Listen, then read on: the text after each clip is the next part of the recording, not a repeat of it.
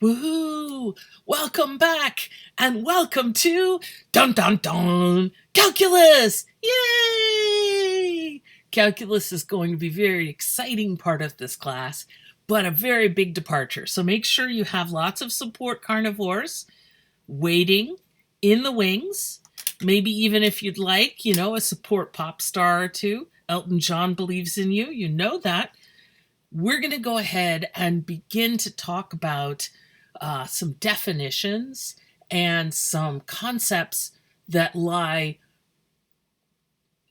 underneath calculus, because we're going to be approaching math in a whole new way. What does that even mean? Well, if you notice, I wrote a bunch of stuff. Calculus is, at its core, the study of motion. At its core, it was coming up when everyone was looking into the sky and trying to figure out where everything was going and where it was going to be, when it was going to be. So it is the study of motion.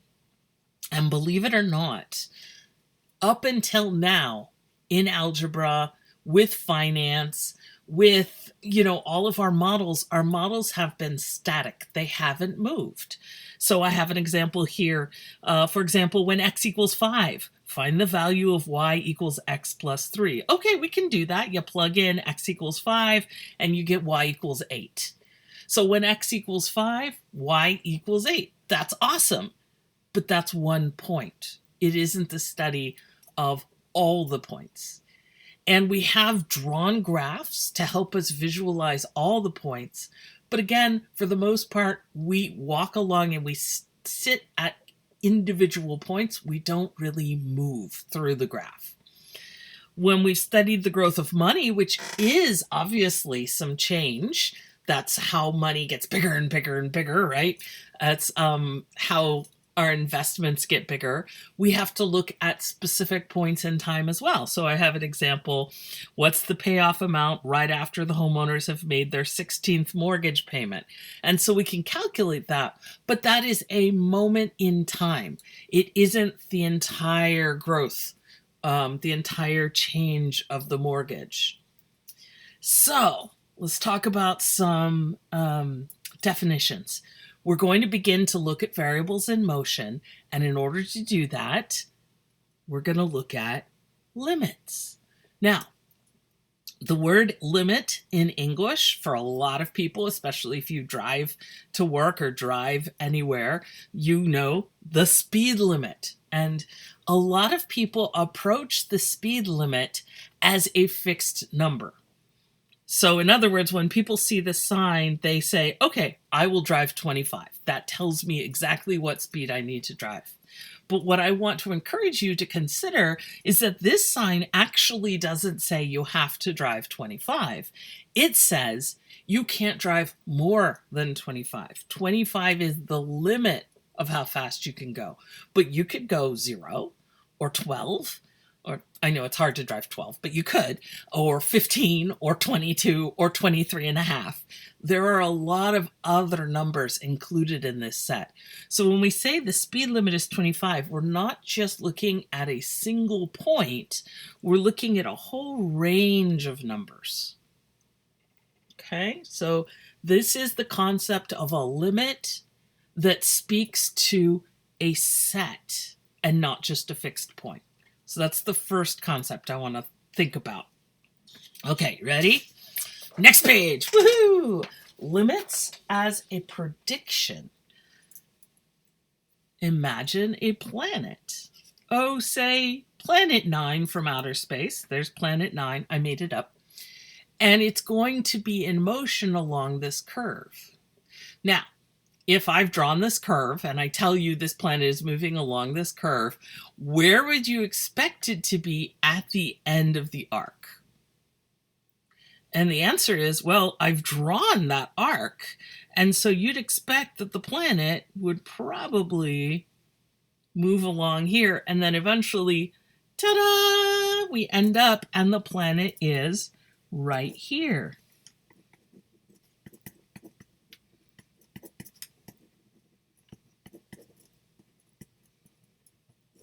Does that make sense?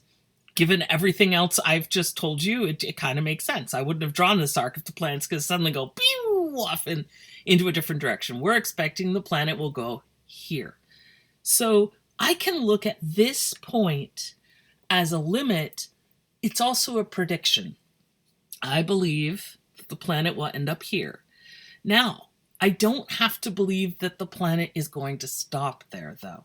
I could say, I believe that after 2 seconds, so 101, 102, the planet will be there.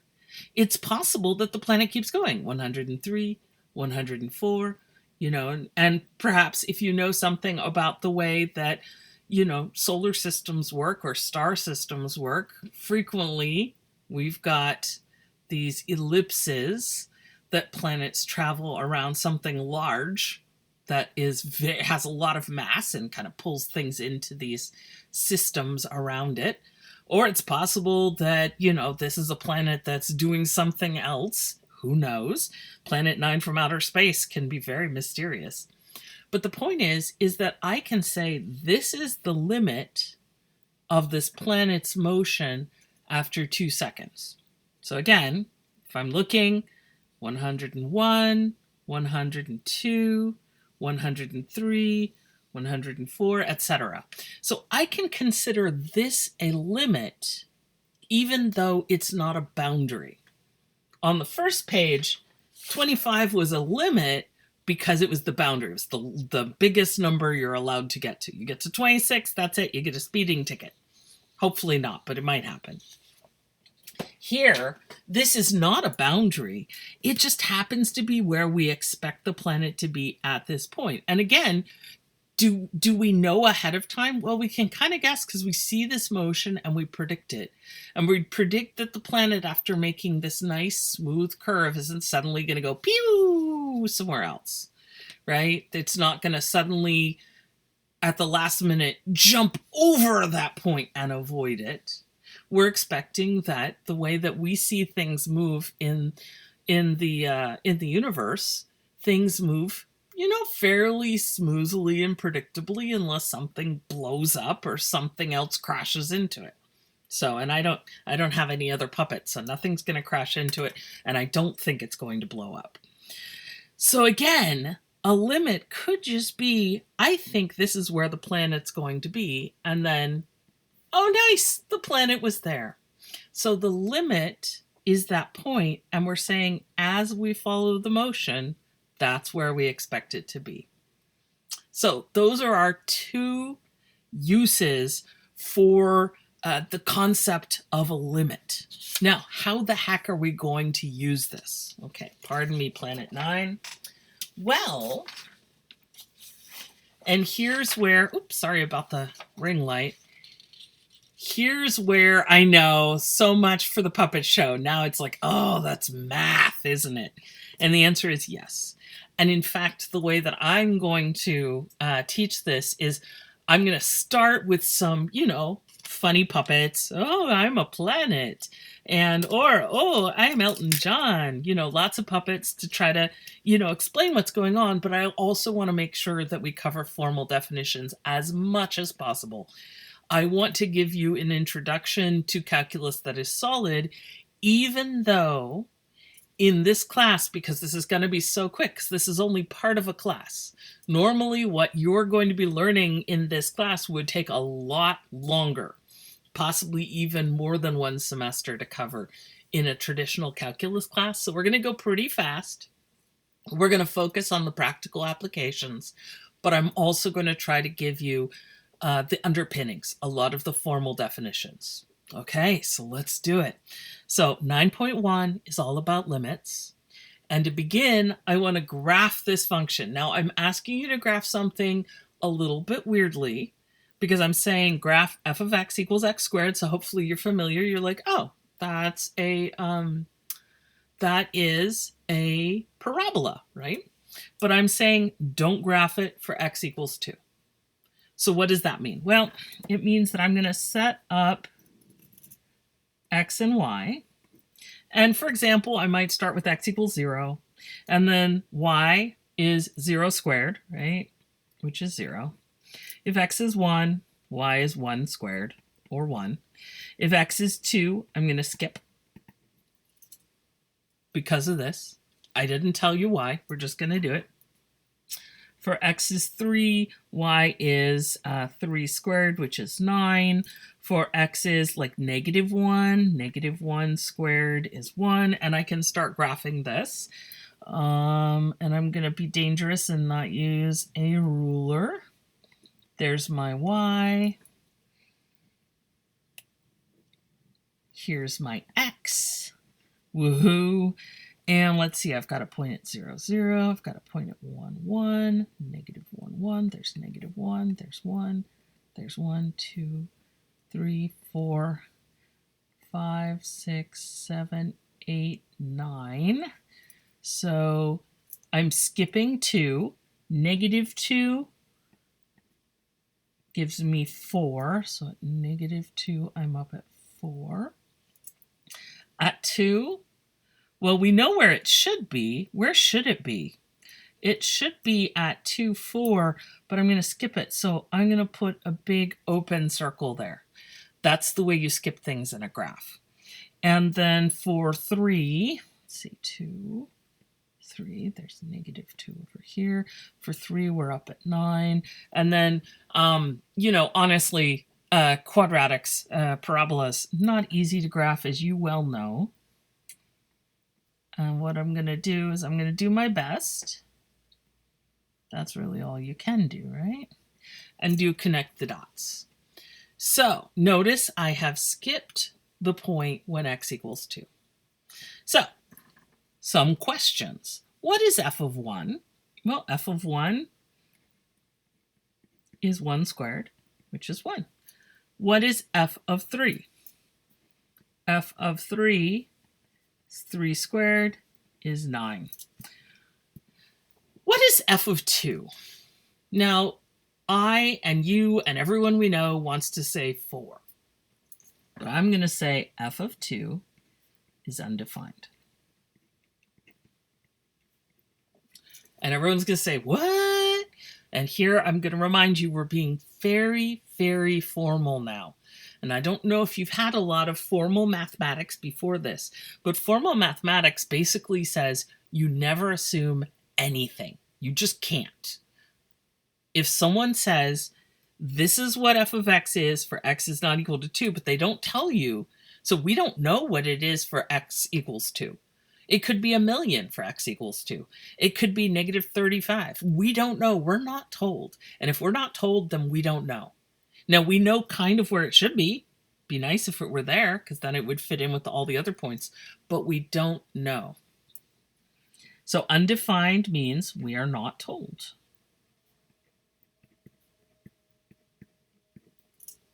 Okay?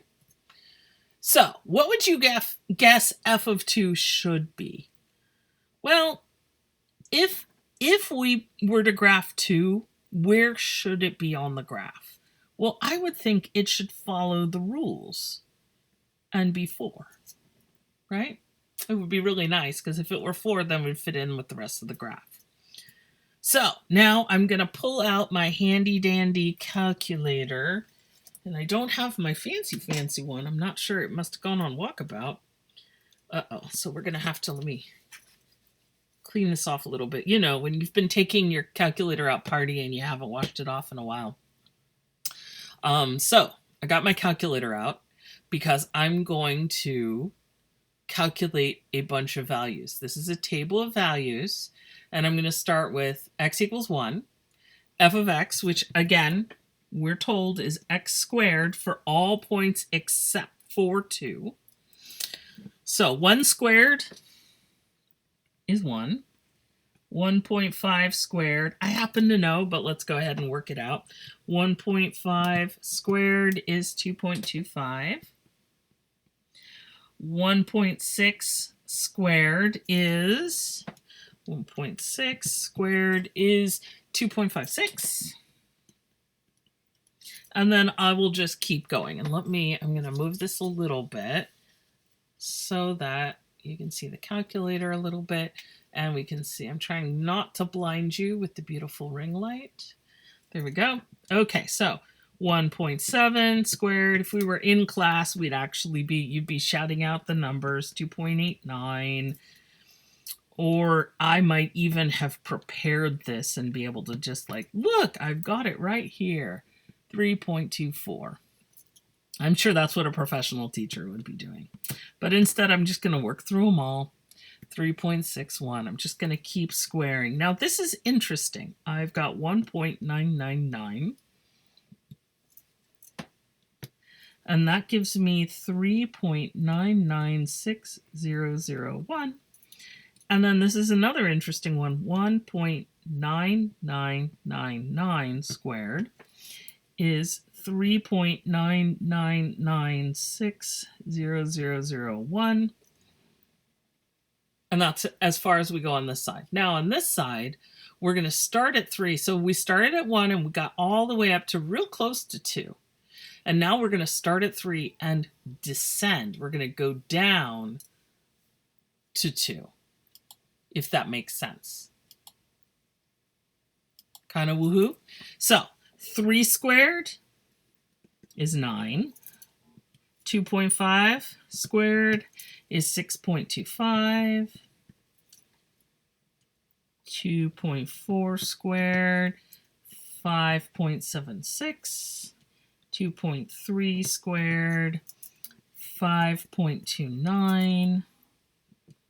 2.2 squared, 4.84. 2.1 squared, 4.41. And then here again, I'm going to get real close to 2, but not quite 2. 2.001 is 4.004001. And then 2.0001 squared is 4.004001. Okay, let me scooch this back so you can see all these numbers. So what in the heck are we doing? Well, if you've ever been on a street where everyone's driving, and a lot of times if there aren't, if there's nobody watching, people will see the speed limit. If the speed limit is 25, and they might go faster than that. I don't know those people, but maybe it's a possibility. Probably not you. I'm sure none of you would ever speed, even if no one was there watching. But, maybe it happens.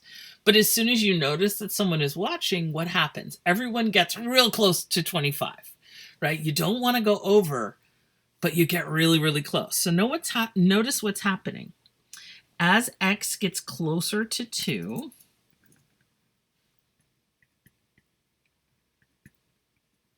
what's happening to y? Y is getting closer and closer to 4. But from underneath, so all these numbers are smaller than 4. And as x gets closer to 2, but from above 2, right? So all the people who are speeding are slowing down. What's happening here? It's getting closer and closer to 4. And what's important is not any particular point. What's important in this case is looking at the progress, looking at the trend. As x gets closer to 2, f of x is getting closer to 4. As x gets closer to 2 from the other side, we're getting closer to 4. Now, can we see this in the graph? Yes, we absolutely can. If we look at the graph, let's see. I'll use 2 colors here. I'll use yellow and green. So, let's look at the yellow side. As x is getting closer to 2 from 1, so as x is getting closer and closer to 2, so as we're moving along the graph this way, y is getting closer and closer to 4. As x is getting closer and closer to 2 from above, from bigger, so from 3, as we're moving from 3, we're moving down the graph that way. And notice that both of them are converging. They're coming together at f of x equals 4. So that's kind of interesting. Okay, interesting stuff. So, you ready for the formal stuff? This is very exciting. I believe in you. Planet 9 believes in you. Y'all ready? Dun dun dun! Again, this section is really, really full of a lot of definitions and a lot of kind of thick math. So let's look through this. Deep breaths. Keep your support animals, support carnivores close. Turn on some music. Let's get in the zone. The left side of the table tells us that. And then look at this. And I'm going to write it really big so you can see it better. It's LIM, which stands for, you might have guessed, limit. And then down below it, I'm going to give a little x is getting closer to 2 and a little minus. Now, you've never seen a minus in an exponent without a number. What the heck is that? Well, that doesn't mean exponent. That means from the smaller side, from the left-hand side. So this means from x gets closer to 2 from the left. And this is where having, if you need to, this section, this chapter, your left and right are going to be very important. So if you have trouble remembering it, remember if you put your hands down, sometimes it's helpful because you can see the L on the left side. If not, have a piece of paper nearby you. Left is on this side, right is on this side. And just have it out. If you have trouble with that, I have trouble with it. I used to put them on my shoes. That helped a lot. So left is on this side, right is on this side. Okay. So as we take the limit, the left-hand limit of f of x as x approaches 2 equals 4. So that's this part. That's this one. Okay, that's this part of the graph. And then the right side of the table, this side, where the green is, look at the difference. We'll do a compare and contrast. The limit as x approaches 2 from the right, this is from the left, this is from the right.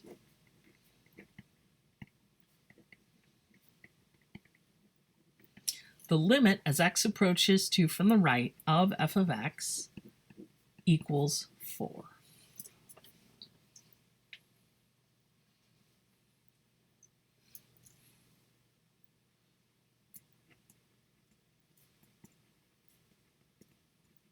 I'm going to write this in. Note that x approaches 2 with an exponent of a minus. It doesn't mean negative numbers and it doesn't mean an exponent. It means from the left. And if you've got x arrow 2 plus, it means from the right. Okay, so what are we talking about again? Just with these two, all we're doing is we're saying if you see the x approaches 2 with a minus, it means start on the left side of the graph and get close to 2 going this way. Now I regret picking yellow because you can't see it very well. And the second half, the limit as x approaches 2 from the right means going this way. So from the left, from the right. And the limit is 4. What does the limit mean? Well, as we're moving, we're getting closer and closer to the y value, which equals 4. This is very thick. I know at this point, a lot of people are like, that's it. I'm just gonna give up. Don't give up. We're so close. You are almost there. You're amazing and incredible and wonderful. You can do this. In this case, the left-hand limit and the right-hand limit, so the limit going this way and the limit going this way, meet up in the middle. And so we say the limit as x approaches 2, notice there's no plus or minus. This means both of them. So on the graph, they went like this and they touched. Yay, and at that point, the y value was 4. And now I'm going to give you this. In general, the limit as x approaches a of f of x is L, capital L, if and only if, which means this means this, and this means this. This means that they are together. The limit as x approaches a from the left of f of x is L, and the limit as x approaches a from the right of f of x equals L. So it means that, like on this graph, we'll bring the graph back in, it means that when we look at it and they come together at that one point, if they were to come together and miss, then we're in trouble. That means then we've got a broken graph, right? The two don't come together. This is only missing that one point, but they come together. Plainly speaking, a limit is a description of the tendency of a function or a graph. It's where a point should be. If the graph contradicts itself, if the value of y at a given x is different from where it should be, so if these two don't come together, or if they come together but then there's a point somewhere out here, like remember when I said that the planet suddenly explodes or it went in a funny direction, instead of following that nice curve, it suddenly went like that, that's a problem. So we're going to say, in that case, we can't do the math that we want to do.